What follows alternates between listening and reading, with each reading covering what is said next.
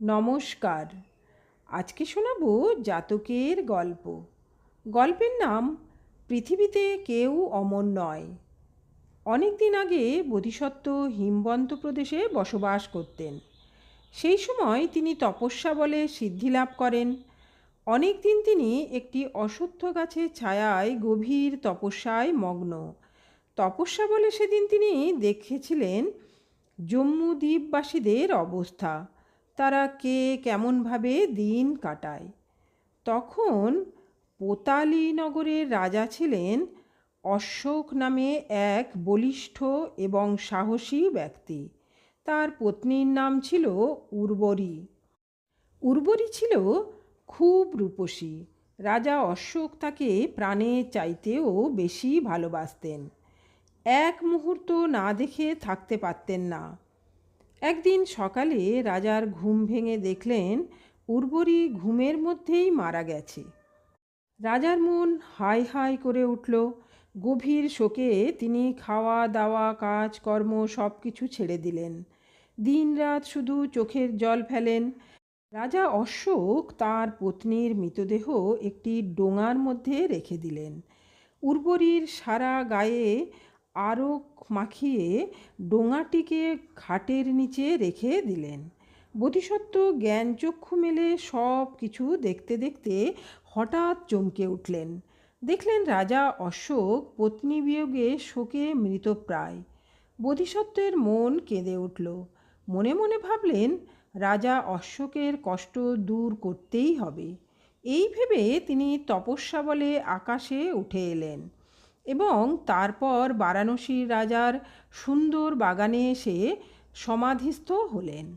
রাজার বাগানে এক ব্রাহ্মণ তখন ফুল তুলছিলেন। ব্রাহ্মণ বোধিসত্ত্বকে দেখতে পেয়ে দুহাত জড়ো করে প্রণাম করে বললেন, প্রভু, আপনি এখানে? বোধিসত্ত্ব তাকে আশীর্বাদ করে বলল, একটি প্রশ্নের জবাব দিতে পারো? ব্রাহ্মণ বলল, আজ্ঞে প্রভু, বলুন। আচ্ছা, তোমাদের রাজা ধার্মিক? ব্রাহ্মণ তখন রাজার উদ্দেশ্যে দুই হাত কপালে তুলে বললেন, ধার্মিক তো বটেই, সাথে যথেষ্ট বিনয়ী ও ভদ্র।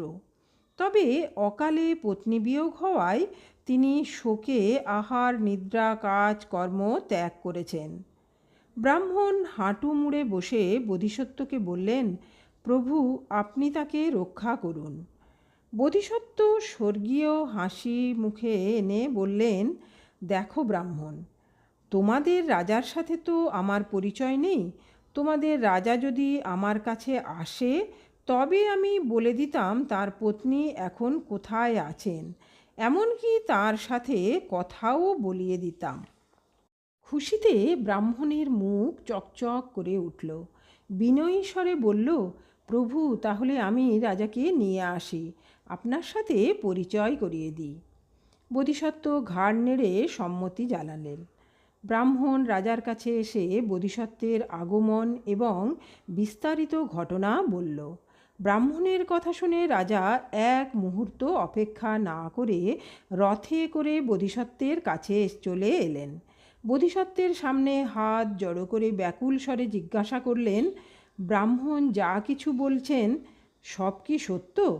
বোধিসত্ত্ব হেসে বললেন, ব্রাহ্মণ ঠিকই বলেছেন মহারাজ, আপনার পত্নীর পুনর্জন্ম হয়েছে। কোথায় পুনর্জন্ম হয়েছে প্রভু? এই বাগানে আপনার পত্নী গোবরে পোকা হয়ে জন্মেছেন। চিৎকার করে উঠলেন রাজা অশোক, না না, এ হতে পারে না, আমি বিশ্বাস করি না। মৃদু হেসে বোধিসত্ত্ব বললেন, মহারাজ, আপনার পত্নী কর্তব্যে অবহেলা এবং অসৎ কাজ করেছিলেন, তাই এই বিধান। মহারাজ আবার চিৎকার করে বললেন, আমি বিশ্বাস করি না। বোধিসত্ত্ব তখন চিৎকার করে গোবরে পোকাদের বলল, ওহে গোবরে পোকা, একবার মহারাজের সামনে এসো দেখি। বোধিসত্ত্বের তপস্যার শক্তিতে গোবরে পোকাগুলো আসতে লাগলো। তার মধ্যে প্রথম দুটো রাজাকে দেখিয়ে বোধিসত্ত্ব বললেন, এই পেছনেরটা আপনার পত্নী। তবুও রাজার বিশ্বাস হলো না। বোধিসত্ত্ব তখন শক্তি বলে গোবরে পোকাটিকে কথা বলার শক্তি দিলেন। তারপর ডাকলেন, উর্বরী। গোবরে পোকা বোধিসত্ত্বের দুহাত দূরে থেমে বলল, আদেশ করুন প্রভু। আগের জন্মে তোমার নাম কি ছিল? উর্বরী প্রভু। অশোক রাজা তোমার কে ছিলেন? গোবরে পোকা বলল, স্বামী। বোধিসত্ত্ব তখন আবার প্রশ্ন করল, আচ্ছা এবার বলো তো, তুমি কাকে বেশি ভালোবাসো, অশোক রাজাকে না এই তোমার সাথে গোবরে পোকাটিকে? গোবরে পোকা বলল, প্রভু, অশোক রাজা পূর্বজন্মে আমার স্বামী ছিল, এখন কেউ না। প্রয়োজনে আমার এই জন্মের স্বামী গোবরে পোকার জন্য অশোক রাজাকে দংশন করতেও দ্বিধাবোধ করব না। সব শুনে রাজার ভুল ভাঙল। বোধিসত্ত্বর কথা এবার বিশ্বাস হলো।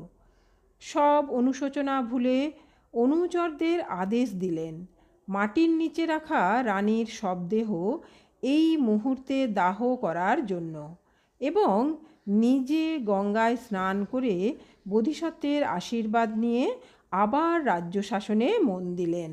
নমস্কার।